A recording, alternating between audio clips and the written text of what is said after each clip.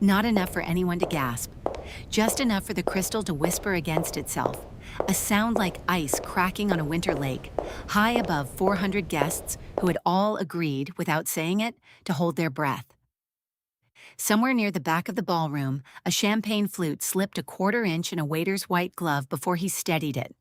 On the third row of gilded chairs, a phone screen lit up, then went dark, then lit up again. And at the center of the marble aisle, under a ceiling painted with cranes and clouds, a woman in a 12 million ivory gown stood with her arm laced through the arm of the most feared man in Seoul, waiting for a mother-in-law who had not yet moved. 43 seconds. That was how long the matriarch stayed still after the doors opened. 43 seconds in a room where no one, not even the rival bosses seated 3 tables away with their hands resting deliberately near their napkins, could remember the last time they had waited on anyone. Do the math. A woman like Choi Mi-suk, head of one of the oldest Korean crime families in the country, does not lose 43 seconds by accident. She loses them because she is choosing something. And every person in that ballroom, from the youngest cousin to the oldest consigliere, was about to learn what. So here's the question the narrator would like the listener to hold in the back of their mind for the next 6,000 words. Why did the most powerful matriarch in Seoul walk past her son's brand new bride as if the bride were made of air? Because the woman standing quietly by the far pillar, in a plain slate gray dress, with no jewelry except a thin gold band she had refused to take off for 3 years, was not supposed to be in this room at all. She had been divorced, disinherited, and according to the family's official statement, returned to her own country with our sincere gratitude. None of that was true. Almost none of what anyone in that ballroom believed was true. Subscribe now and turn on the bell, because what unfolds in the next 60 seconds is going to rewrite the entire history of the Kang family in front of 400 witnesses, and the listener is going to want to remember exactly where they were sitting when it happened. The matriarch took her first step. Not toward her son. Not toward the bride whose father had wired 80 billion won into a shell account the previous Tuesday. She turned, slowly, deliberately, the hem of her navy hanbok whispering across the marble, and she began to walk in the opposite direction, toward the pillar, toward the slate-gray dress, toward the woman the family had spent 3 years pretending did not exist. And the Mafia boss on the aisle, the man they called Kang Tae-yang, felt the floor tilt beneath his polished shoes. 3 years earlier, on a rainy Tuesday in March, a woman named Amara Okonkwo had signed divorce papers in a lawyer's office on the 42nd floor of a building in Gangnam, and she had not cried. She had simply set the pen down, thanked the lawyer in careful Korean, and walked to the elevator with her spine as straight as the day she had first arrived in Seoul, 6 years before that. A 26-year-old translator with a master's degree from Georgetown and a laugh her mother used to say could warm a cold kitchen. She had loved him. That was the part no one in the family ever wanted to say out loud.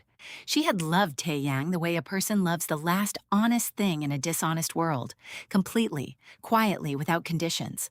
And he had loved her back.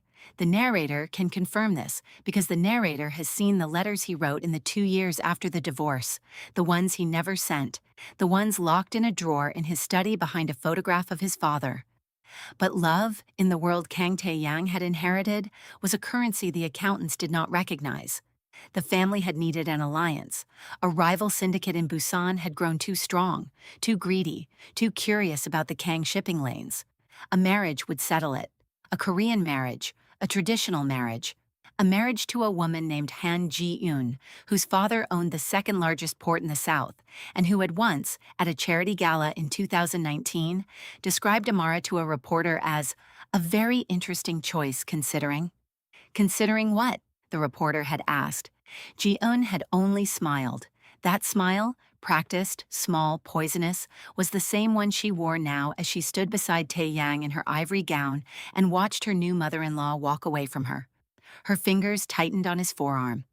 Not much, just enough for the diamond on her ring finger to catch the light and throw a small, sharp star onto the marble. Tae-yang did not look down at her hand. He was watching his mother's back. The wound Amara carried into that ballroom was not the divorce. The divorce had been paperwork, and paperwork could be filed away. The wound was a hospital corridor on the seventh floor of Severance Hospital. In December of a year she still could not say out loud. It was the smell of antiseptic and mandarin oranges. It was the sight of her mother-in-law, Choi Mi-suk, curled on a narrow bed with tubes in her arm. 41 kilograms of a woman who used to command rooms with a single lifted eyebrow. It was Amara sitting in the plastic chair beside that bed for 87 consecutive nights, while Tae Yang was in Macau handling a war he could not step away from, and while the rest of the family, including the cousin who would later spread the rumor that Amara had abandoned Iomeoni, pretended the illness was a rumor. Iomeoni, mother. Amara had said the word every night softly in the dark when the older woman drifted between sleep and pain. She had spoon-fed her juk when the nurses were short-staffed. She had read her the Psalms in English, and then, when she realized Mi-suk preferred the sound of Korean, in careful, halting Korean that Mi-suk had gently corrected between breaths. And on the 59th night, when a man in a black suit with a Busan accent had walked into the hospital room and asked Amara, very politely, whether Choi Mi-suk happened to keep a certain ledger in a certain safe, Amara had looked him in the eye and said, in the same voice she used to order coffee, that she did not know what he was talking about, and that visiting hours were over. The man had left. Mi-suk, whom everyone believed to be asleep, had opened her eyes an hour later and looked at her daughter-in-law for a long time without speaking. Then she had said, in a voice like paper, "You did not have to do that." Amara had squeezed her hand. "Yes, Iomeoni, I did." That was the small detail, the one no one in the ballroom knew, the one that had lived for 3 years in the silence between two women who had been ordered by the family to stop speaking to each other. Now the silence was ending. Mi-suk walked the length of the aisle in 22 steps. The narrator counted because in a room this precisely choreographed, every step was a sentence.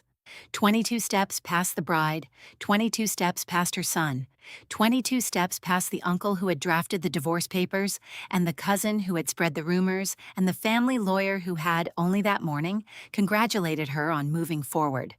She did not look at any of them. Her eyes were fixed on the woman by the pillar. Amara had not planned to attend. She had come because a hand-delivered envelope, addressed in a shaky calligraphy she recognized, had arrived at her apartment in Icheondong the previous night with a single sentence inside. "Please stand near the west pillar. Do not speak. Trust me one more time." She had almost thrown it away. She had almost booked a flight to Lagos. Instead, she had put on the slate-gray dress she had worn to her own mother's memorial, and she had come.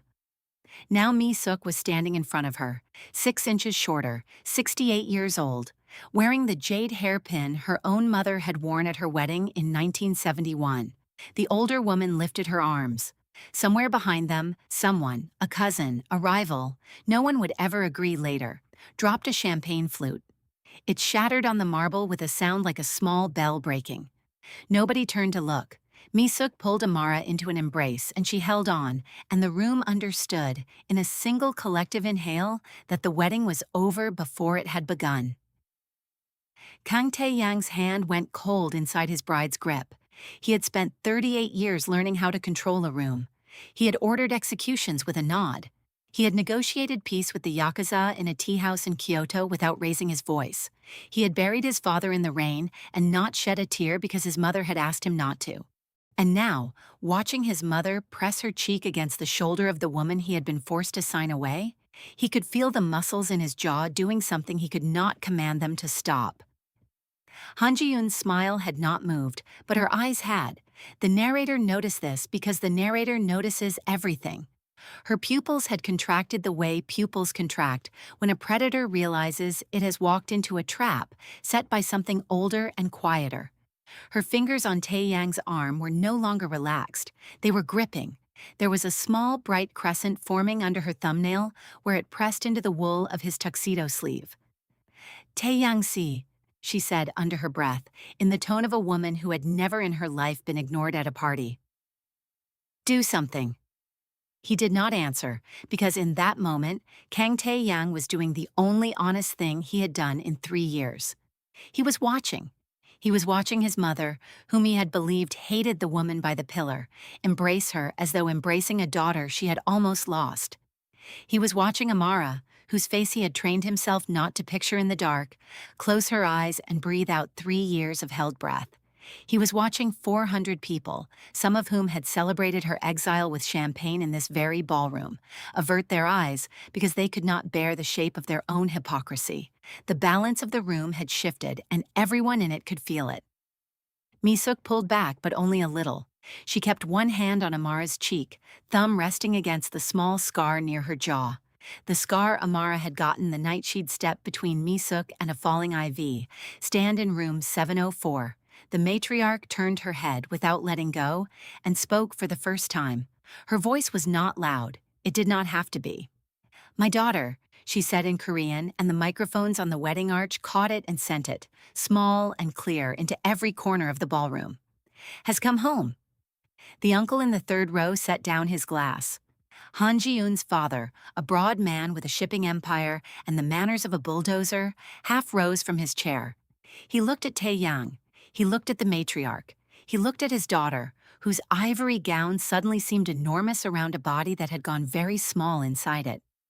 He sat back down slowly and reached for his water glass with a hand that was not quite steady, and Kang Tae-yang, still standing at the top of the aisle, still holding the arm of a woman he had chosen for reasons that had nothing to do with love, said the first true sentence he had said in public in 3 years. "Aomeoni." Just that, one word, mother. Misuk did not turn to look at him.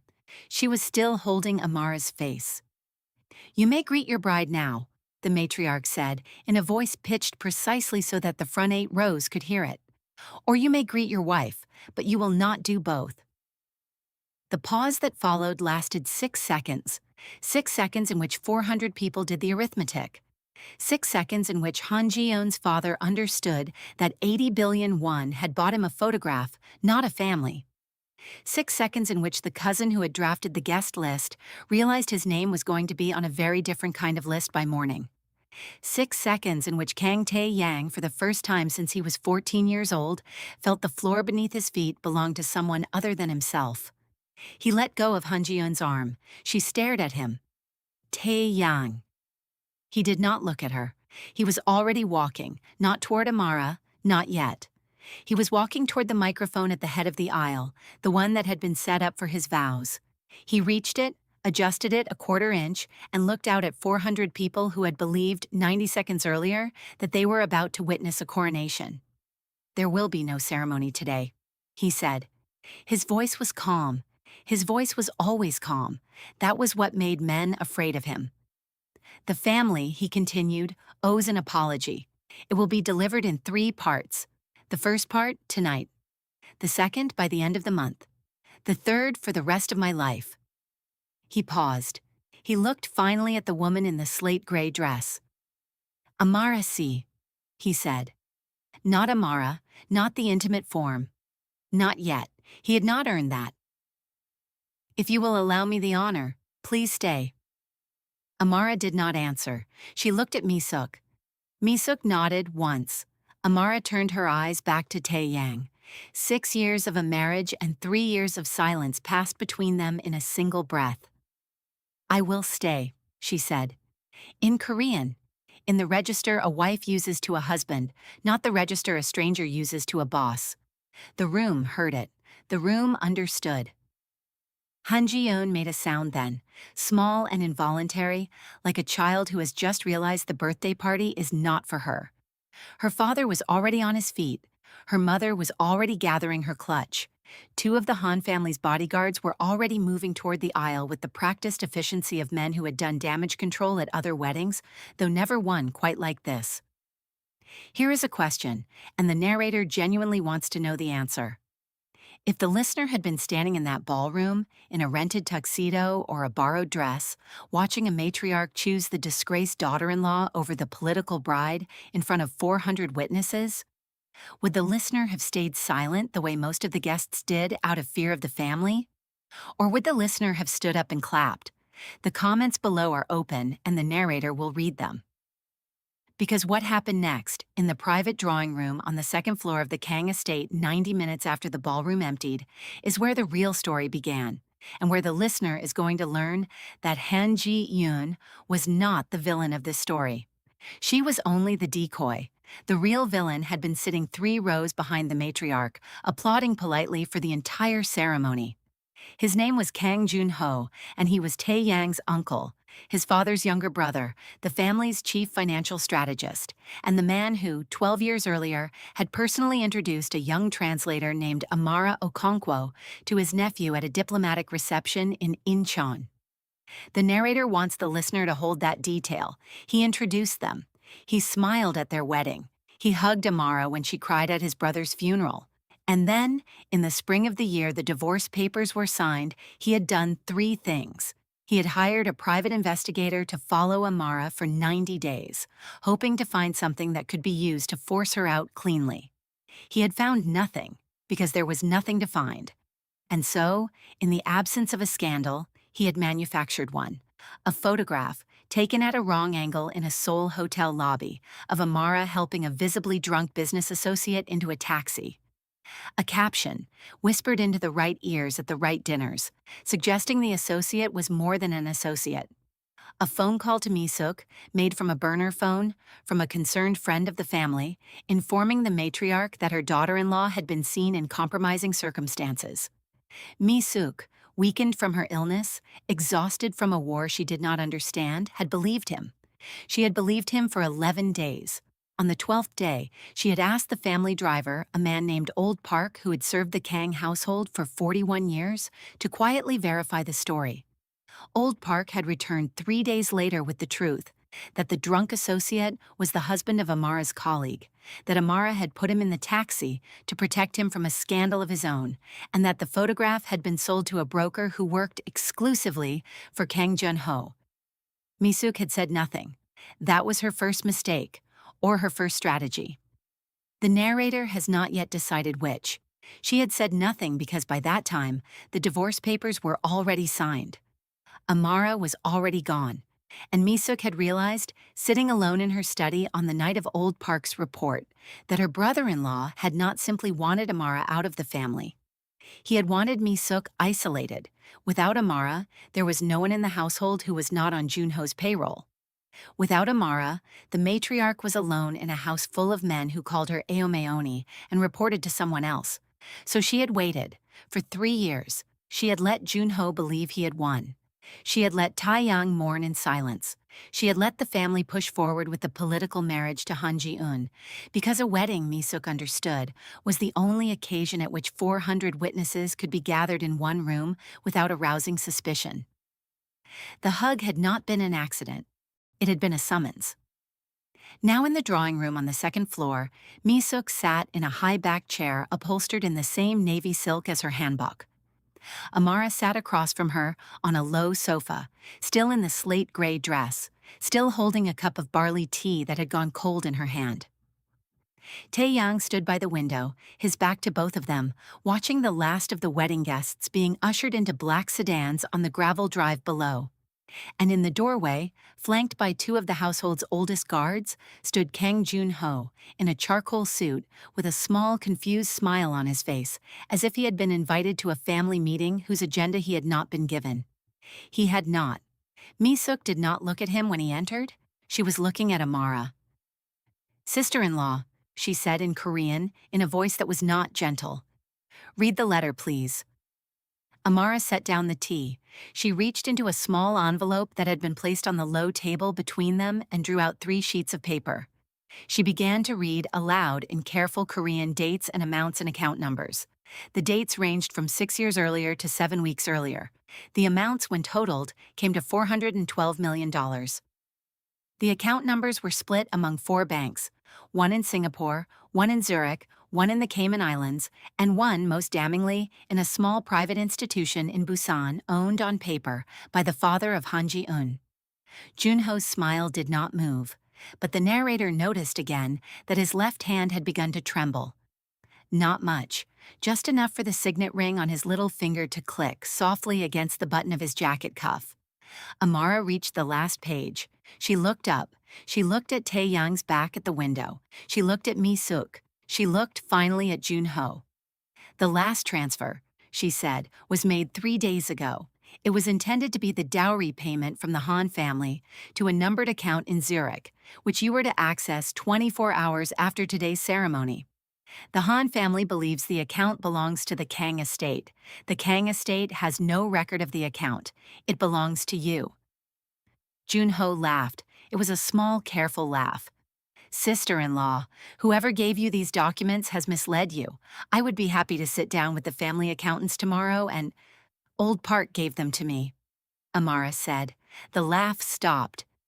3 years ago, she continued in the same calm voice she had once used to order coffee. The night before I signed the divorce papers, he came to my apartment. He gave me a folder. He told me that Aomioni had asked him to. He told me to keep it somewhere safe and to open it only when Aomioni called for me. She called for me last night. Junho's eyes moved at last to Misuk. The matriarch met his gaze without expression. You made me choose, she said, between the daughter who fed me juk and the brother who fed me lies. You made me choose, Junhoya. You should not have made me choose. Taeyang turned from the window. The listener should picture him carefully now, because this is the moment that will appear later in every whispered account of the fall of Kang Junho. A man in a black tuxedo, jacket unbuttoned, tie loosened by a single half-inch, the light from the chandelier catching the gold in the signet ring on his right hand. The ring his father had worn, the ring the head of the Kang family had worn for 4 generations. He crossed the drawing room in 6 steps. He stopped in front of his uncle. He did not raise his voice. Samchon, he said. Uncle, you will sit. Junho sat. You will listen, Taeyang said, to the woman you tried to erase. And Amara, who had come to that house believing she would leave it within the hour, drew a slow breath, set her hands flat on her knees, and began to speak the rules. There will be 4, she said in Korean, and the room understood, from the register she chose, that she was not asking permission. She was delivering a verdict. 1. Kang Junho will resign tonight from every position he holds within the Kang family businesses and every affiliated entity. He will sign the resignation letters in this room, in front of Aomioni, before he leaves it. He will retain his personal residence and a monthly stipend sufficient for a quiet life. He will not retain access, influence, or the right to speak the family name in public. The stipend ends the first time he breaks that rule. Junho opened his mouth. Taeyang lifted one finger. Junho closed his mouth. 2. The Han family will be repaid every one of the dowry within 30 days from the personal accounts of Kang Junho. Not from the family estate, not from the company, from him. Han Ji-yoon's father will receive a private letter of apology signed by Aomioni, acknowledging that the alliance was proposed in good faith and dissolved in good faith, and that no dishonor attaches to his daughter. Han Ji-yoon will be free to marry whom she chooses, when she chooses, without interference from this family, ever. Misuk nodded, once, slowly. 3. Amara paused. Her eyes moved for the first time to Taeyang. The head of this family will not remarry for 1 year. Not the woman in the ivory gown, not the woman in the gray dress, not any woman. He will spend that year rebuilding the trust of the people who were harmed while he was silent. He will begin with Old Park, who is 73 years old and who has not received a proper pension. He will end with Aomioni. If, at the end of that year, the woman in the gray dress chooses to speak to him again, that will be her decision, made freely in a house that has learned how to earn her. Taeyang did not move. He did not blink. He inclined his head once, the smallest possible acknowledgement. It was the largest thing he had ever conceded to another human being. 4. Amara's voice softened, but only a little. This family will never again ask a woman to prove her worth by the color of her skin, the country of her birth, or the size of her father's bank account.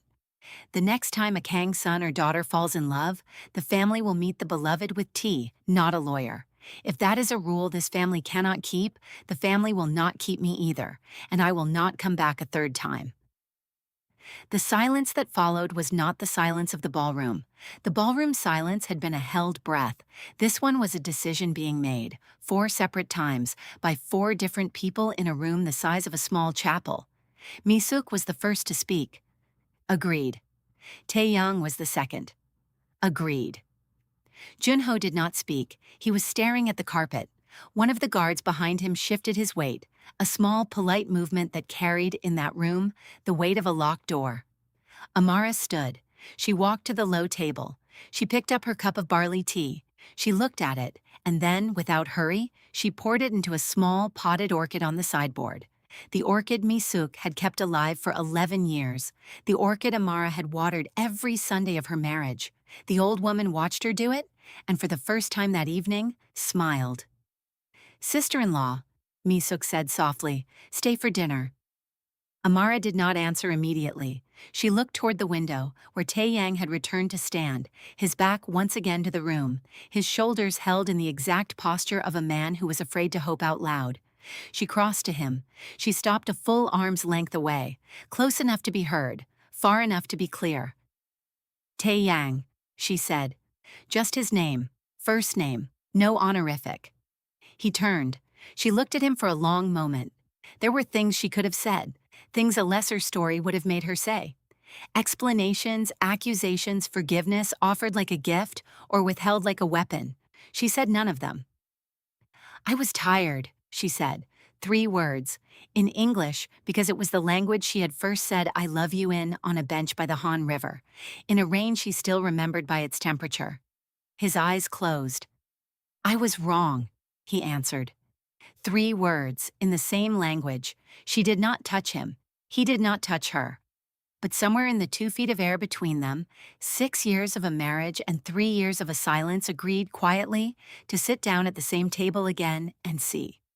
6 months later, on a Sunday morning in the first warm week of spring, a small girl in a yellow sweater sat cross-legged on the floor of an apartment in Aicheondong, drawing a tiger with too many stripes.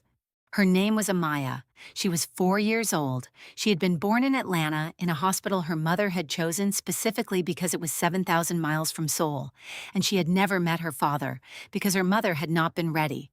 Not because her father had not asked. He had asked.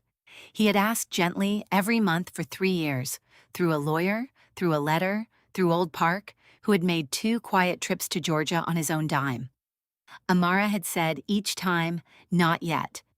Amara was allowed to say "not yet." That had been the agreement. Now the tiger on the paper had 17 stripes and 1 very confident tail, and there was a soft knock at the apartment door. Amara opened it. Kang Tae-yang stood on the other side. He was not in a tuxedo. He was in a gray sweater and dark jeans, and he was holding in both hands a small stuffed tiger with exactly 17 stripes. He had asked a seamstress in Itaewon to count them from a photograph. He had paid her, the narrator can confirm, an amount that embarrassed her, and she had refused half of it. Amaya looked up from the floor. She looked at her mother. She looked at the man in the doorway. She looked at the tiger in his hands.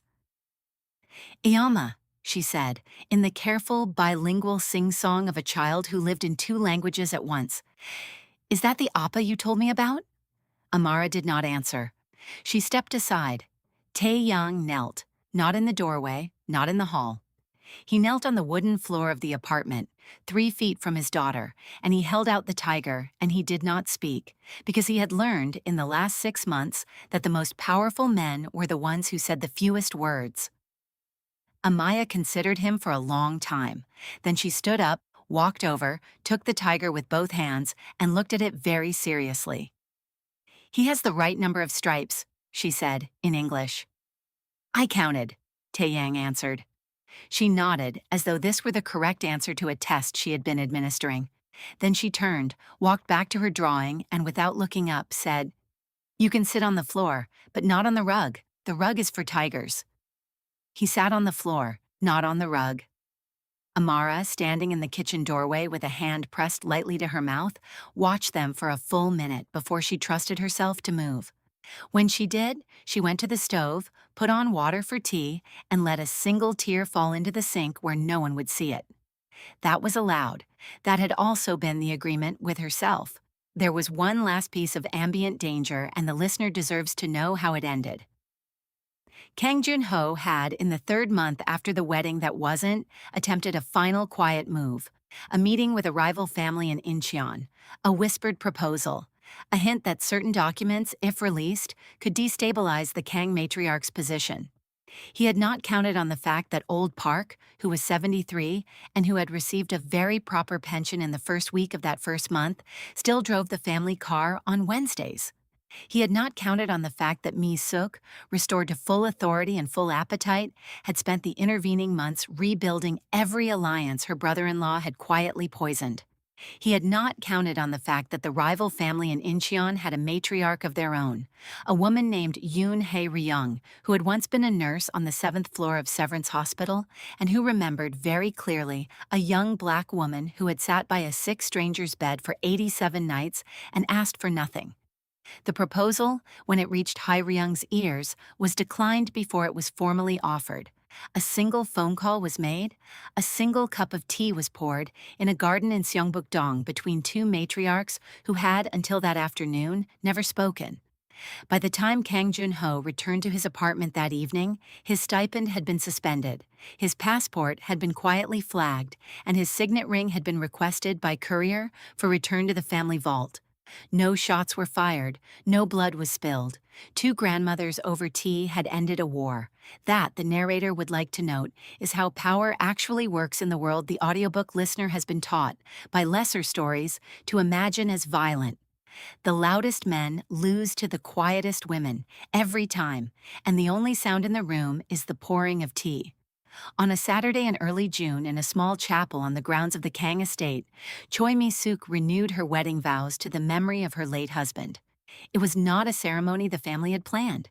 She had asked for it on a Tuesday and held it on a Saturday, and she had invited only 11 people. Amaya was there, in a yellow dress that did not match her yellow sweater, holding the 17-striped tiger against her chest. Old Park was there, in a suit that had been retired for a decade and pressed that morning by his wife. Han Ji-yoon was there, seated in the second row, in a soft green dress, beside a young architect from Daegu whom she had introduced, quietly, as her fiancé. Amara had walked over during the reception and said, in careful Korean, "You deserved better than what my family gave you." Ji-eun had answered, in careful English, "So did you." They had shaken hands. It was not friendship. It was something more useful than friendship. It was truth, offered and received without a wound. Kang Tae-yang was there, standing at the back of the chapel in a black suit holding no one's hand, because Amara had reminded him gently in the car that the day was not about them. And Mi-suk, at the altar, in a white handbok she had not worn since 1978, lit a single candle for a husband who had been dead for 6 years and spoke his name aloud, twice, in a voice that did not shake. Afterward, in the small garden behind the chapel, Amara sat on a stone bench beside her mother-in-law. Amaya was chasing a butterfly across the grass. Tae-yang was standing under a plum tree at a respectful distance, watching them both without pretending he was not. Mi-suk took Amara's hand. "Do you know," the older woman said in Korean, "why I waited 3 years?" Amara shook her head. "Because I needed to be sure," Mi-suk said, "that when I brought you home, I was bringing you home to a house that deserved you, not to the one that lost you." Amara did not answer with words.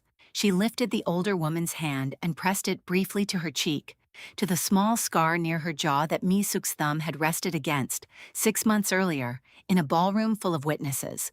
In the distance, the butterfly landed on the tip of a 4-year-old's finger, and a father under a plum tree learned, for the first time in his life, that some victories are quiet enough to be mistaken for weather. That is the story of the day a mother walked past a bride and toward a daughter, and every hidden loyalty in a family of ghosts was dragged at last into the light. It is a story about the difference between the marriages a family arranges and the ones a heart remembers. It is a story about how prejudice, when a matriarch finally names it out loud, has nowhere to hide. And it is a story about a black woman who did not need to raise her voice to rewrite the balance of power in a Korean dynasty. Because dignity, when it walks quietly into a room, is always louder than any gown. If the listener made it this far, the narrator asks a small favor. Not a demand, a favor. Subscribe to the channel and turn on the notification bell so the next story finds you before the algorithm decides whether you deserve it. The stories on this channel are for the listeners who notice. The ones who catch the small details, the ones who feel the silences, the ones who understand that the most powerful character in any room is often the woman no one thought to introduce. And here is the question the narrator would like the listener to answer in the comments. If Amara had been asked, on the day the divorce papers were signed, whether she would ever set foot in the Kang house again, she would have said no. She would have meant it. But 3 years later, an envelope arrived, and she went. So, would the listener have gone? Would the listener have trusted a summons from the same family that once cast them out? Yes or no in the comments, and please tell the narrator why. Next week, a new story. A young woman from Lagos working as the private translator for a Soul Steel heir who does not know she was hired specifically to spy on him. Until the night his enemies discover, before he does, that she has been feeding them nothing but lies to protect him. When the bullets come, she will be the one holding the gun. And when the smoke clears, the question will not be whether she saved his life. The question will be who, exactly, she was working for all along. Until next time, keep your loyalties quiet, your enemies closer than your accountants, and your heart open enough to recognize family when it finally walks past the bride and reaches for you.